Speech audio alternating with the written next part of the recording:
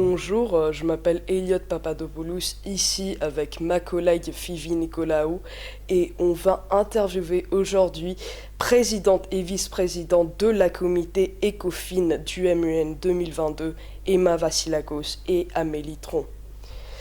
Alors les filles, en quoi les sujets traités dans votre comité s'inscrivent-ils véritablement dans l'actualité mondiale? Je trouve que l'influence des sociétés transnationales dans le marché mondial, c'est un sujet qui s'inscrit bien sûr dans l'actualité mondiale, car leur rôle est primordial dans notre société. Beaucoup diront que leur pouvoir sur les autorités de régulation locale et leur influence sur les autres sont incontrôlables et que même l'État en fait est incapable de les réglementer, de les contrôler, ce qui en fait une menace potentielle. Donc comme citoyens du monde, on doit s'occuper de ce sujet de près pour comprendre mieux le fonctionnement du monde économique.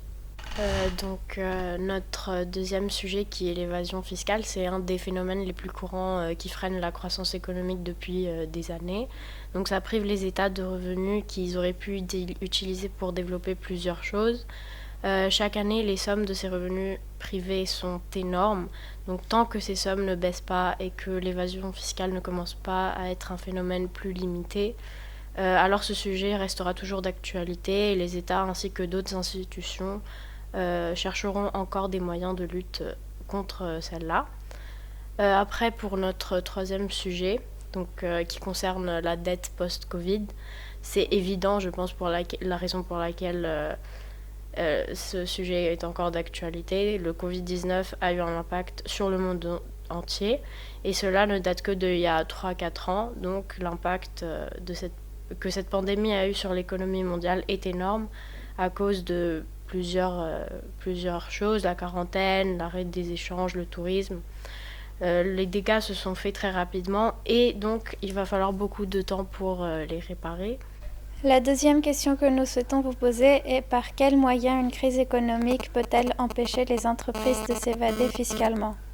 Donc c'est une très bonne question. En période de crise telle que la période pendant laquelle nous vivons aujourd'hui, qui de plus vient immédiatement après la pandémie du Covid-19, c'est important de faire en sorte que les personnes qui sont vulnérables et les personnes pauvres sont si bien protégées que possible, et donc vis-à-vis les problèmes créés par cette crise. Cela demande de la part des États d'injecter de l'argent dans leur économie respective, donc pour supporter les membres les plus fragiles de leur société. Donc il y a 3 problèmes qui se posent. Donc premièrement, il y a une économie qui est en crise et qui produit moins de profits et donc les taxes sont réduites. Deuxièmement, quand une économie est en récession, il ne faut pas augmenter les taux d'imposition car on risque de ralentir en fait l'économie encore plus.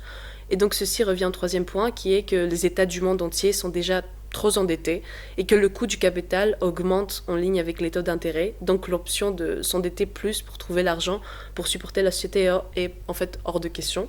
Donc dans cet environnement compliqué, la réduction de l'évasion fiscale de la part des entreprises semble une option logique, je dirais même nécessaire. Et donc l'accord qui est signé par les 136 pays en 2021 imposant un taux de taxation minimale de 15% est un pas important vers cette direction, surtout comme il n'affecte pas les petites et moyennes entreprises. Et donc plus de 125 milliards de dollars devraient être réaffectés vers les pays où les boîtes transnationales ont leur opération réelle.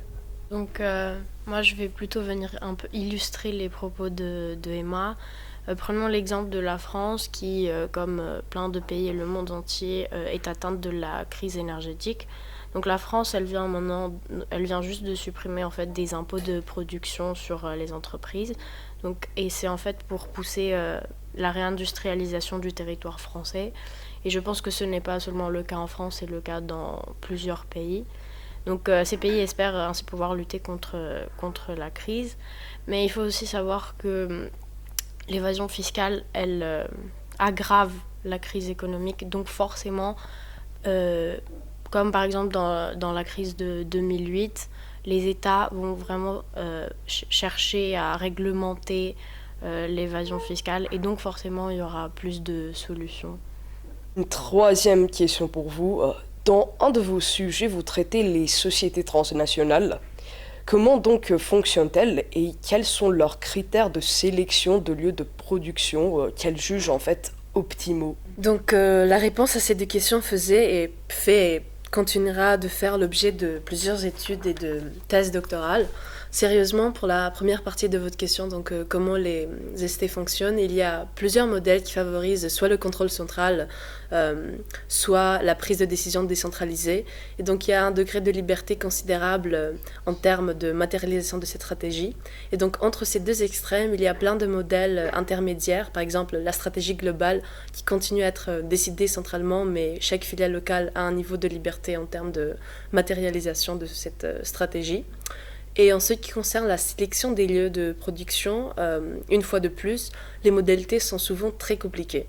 À un niveau général, les critères de sélection sont plutôt simples et ils peuvent inclure par exemple l'optimisation du coût de production pour servir à un marché local, l'optimisation du coût de production plus le transport en fait pour servir à une région. Donc ma vice-présidente Amélie va parler aussi de ceci après.